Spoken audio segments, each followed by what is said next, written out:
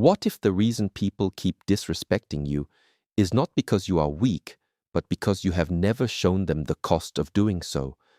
What if I told you that the most dangerous person in any room is not the loudest one, not the most aggressive one, but the one sitting quietly in the corner, completely at peace with themselves, needing absolutely nothing from anyone?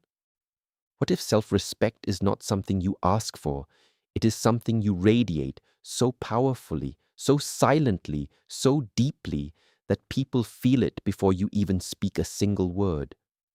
Today, in this speech, you are going to discover something that most people spend their entire lives never understanding. You are going to learn why some people are never disrespected twice. You are going to understand why silence frightens people more than anger.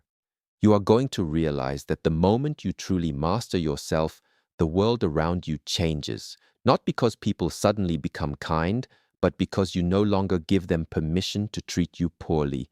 Stay with me until the very end, because what comes next will change the way you walk, the way you speak, and the way the world sees you forever. What if the most powerful thing you could ever do in your life is absolutely nothing?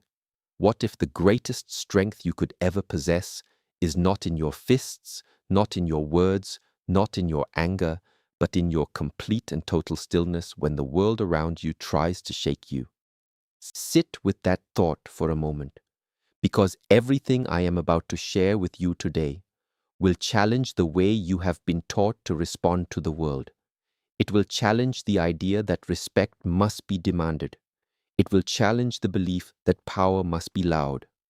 And it will challenge the assumption that if someone disrespects you, you must react, you must respond, you must prove something. Because here is the truth that most people never discover. The person who needs to prove nothing already has everything. Let us begin. You live in a world that is constantly testing you. Every single day, someone will say something that irritates you. Someone will underestimate you. Someone will speak to you in a tone that feels wrong. Someone will dismiss your opinion. Someone will cross a line that you have drawn. And the question is never whether these moments will come. They will always come. The question is, who are you when they arrive? Most people react. Most people defend themselves immediately.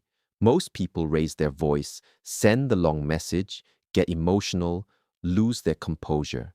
And I want you to understand something deeply. The moment you react without control, you have already lost. Not the argument, not the conversation, you have lost yourself. And when you lose yourself, you lose the one thing that makes people respect you in the first place. Because here is what respect actually is. Respect is not something people give you because you are nice. Respect is not something people give you because you are successful. Respect is not something people give you because you are popular or wealthy or powerful. Respect, true, lasting, deep respect, is something people give you because they sense that you are complete, that you do not need them, that their approval means nothing to you, that their disrespect will cost them, not you. And you cannot fake that. You cannot perform that. It must come from somewhere real. It must come from inside you. So where does it begin? It begins with the most difficult journey any human being can ever take, the journey inward. Before you can make anyone fear disrespecting you, you must first ask yourself an honest question. Do you respect yourself? Not the version of yourself you present to the world, not the mask you wear in meetings, in social situations, in photographs. I am asking about the version of yourself that exists when no one is watching, when it is 3 in the morning and you are alone with your thoughts, when you break promises you made to yourself, when you accept treatment from others that you know, deep inside, you should never accept, because most people who complain about not being respected are actually struggling with something far more personal. They are struggling with self-abandonment. They say yes when they want to say no. They laugh at jokes that insult them. They stay in rooms where they are not valued. They give and give and give, hoping that eventually someone will notice their worth. But worth is not discovered by others. Worth is decided by you. The moment you decide, truly decide, that you are not available for certain treatment, something changes. Not just in how people treat you, but in how you carry yourself, in how you walk, in how you speak, in how you respond, in how you sit in a room. There is a frequency that disciplined, self-respecting people emit, and others feel it even when they cannot explain it. Now, I want to talk to you about something that most people misunderstand completely, and that is the nature of quiet power. We live in a world that worships noise. The loudest person gets the attention. The most aggressive person seems the most confident. The one who argues the hardest appears the strongest. And so we begin to believe, if I want to be respected, I must be louder. I must be more aggressive. I must fight harder for my position. But this is not power. This is desperation, wearing the costume of strength. Think about the people in your life who have truly commanded your respect, not fear, not obligation, but genuine, deep respect. Were they the ones who were always the loudest? Were they the ones who argued endlessly? Were they the ones who needed every conversation to end in their favor? Or were they the ones who spoke rarely, but when they spoke, everyone listened? Were they the ones who never needed to prove themselves because their presence alone said enough? Were they the ones who, when disrespected, did not explode, but instead became very, very still? And that stillness was somehow more frightening than any anger you have ever seen. That is quiet power. And it is built, not performed. It is cultivated through years of discipline, self-awareness, and an unshakable relationship with your own values. Let me give you something very specific, something you can understand and apply. There is a principle that can be summarized in one sentence. The person who needs nothing from you controls everything. When you need someone's approval, they control you. When you need someone to understand you, they control you. When you need someone to apologize before you can feel peace, they control you. When you need someone to like you, validate you, include you, choose you, they control you. And people sense this need. They may not be able to name it, but they feel it. And consciously or unconsciously, they use it. But when you genuinely do not need anything from a person, when you are complete within yourself, when their opinion of you is interesting at most and irrelevant at minimum, something extraordinary happens. People become careful around you, not because you threatened them, not because you intimidated them, but because they cannot find a handle on you. They cannot find the place to grip you and shake you. And that is deeply unsettling for people who are used to having power over others. This is not coldness. This is not arrogance. This is not indifference toward others out of selfishness. This is sovereignty. This is being so rooted in who you are that nothing outside of you can uproot you. And now I want to speak about something that is perhaps the most uncomfortable part of this entire conversation, and that is the role that your daily choices play in how others treat you. You cannot wake up every morning and choose laziness, and then wonder why people do not take you seriously. You cannot break every promise you make to yourself, and then wonder why you feel no inner confidence.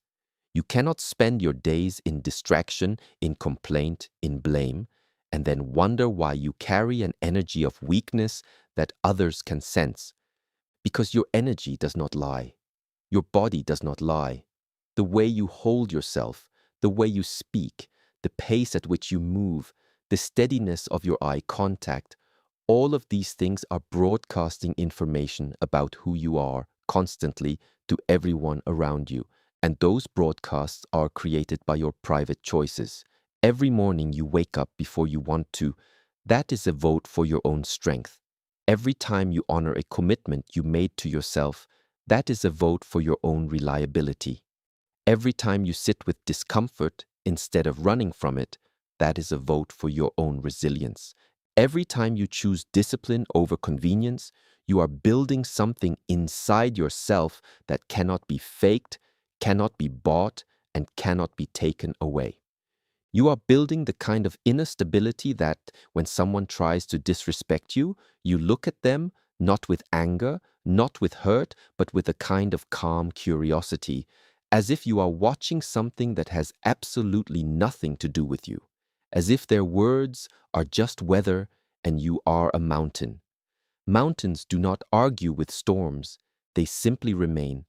I want you to understand the power of what happens when you set a boundary, not with anger, not with a speech, not with a long explanation, but simply by removing yourself. When someone treats you in a way that does not align with who you are, and instead of fighting, instead of explaining yourself, instead of begging them to understand, you simply and quietly walk away. You do something that words can never accomplish. You demonstrate without a single syllable that you have standards, that your time is valuable, that your peace is not negotiable, that you do not require their validation to move forward. And this quiet withdrawal, this calm removal of your presence, is one of the most powerful things any human being can do, because it removes something from the other person that they did not even realize they wanted. Your energy, your attention, your reaction. People who disrespect you often want a reaction. They want to see that they affected you. They want the power of knowing they got under your skin. And when you give them nothing, when you simply become unavailable, not out of spite, not out of revenge, but out of a genuine commitment to protecting your own peace, you take that power entirely away from them.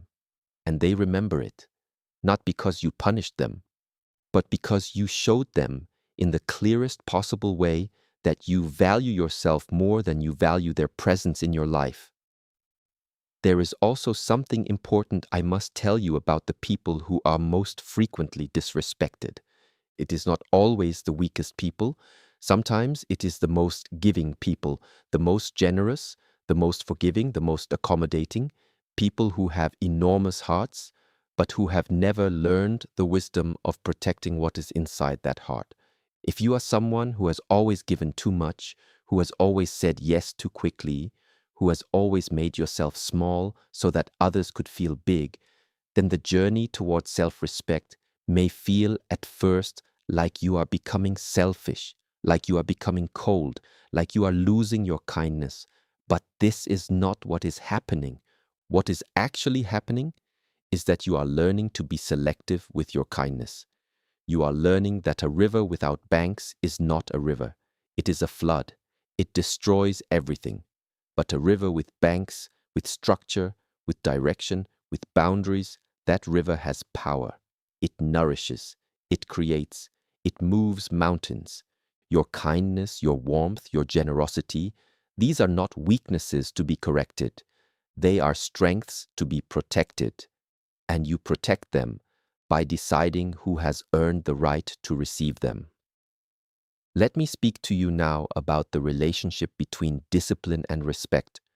When you look at the people in history, in any tradition, in any culture, in any era, who commanded the deepest respect from those around them, you will find one common thread: not talent, not luck, not charisma. You will find an extraordinary, almost incomprehensible relationship with discipline. People who wake up the same time every day. People who train their bodies not for appearance, but for resilience.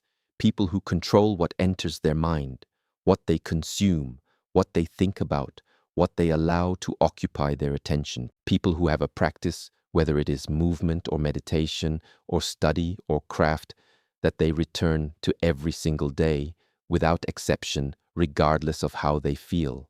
These people develop something over time that cannot be described in ordinary language. It is something that lives in the body, in the posture, in the eyes, in the steadiness of the breath.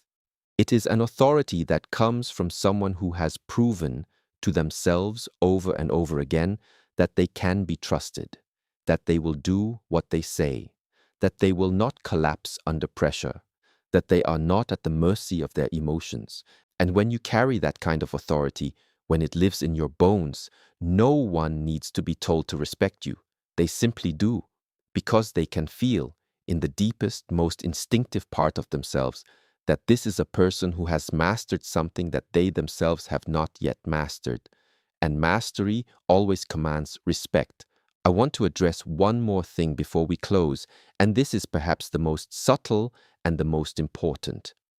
The goal of everything I have shared with you today is not to make people afraid of you in the way that a bully is feared. That is not power. That is aggression. And aggression is simply another form of insecurity wearing a dangerous mask. The goal is to make people careful with you, to make people understand, not through threats, not through anger, not through dominance, but through the consistent, quiet, unshakable demonstration of who you are, that you are someone who knows their worth, someone who has done the inner work, someone who is not available for games, for manipulation, for disrespect, not because you are brittle, but because you are too full to need what they are offering. There is a profound difference between someone who cannot be hurt and someone who chooses not to be diminished. The first is emptiness. The second is fullness, and it is fullness that people respect. It is completeness that people are drawn to. It is the person who is clearly, peacefully, deeply at home within themselves, who people think twice about disrespecting, because they know, somewhere in their deepest intuition, that this person does not need them. And a person who does not need you will never be broken by you. You already have everything you need to begin. The only question left is, will you choose it?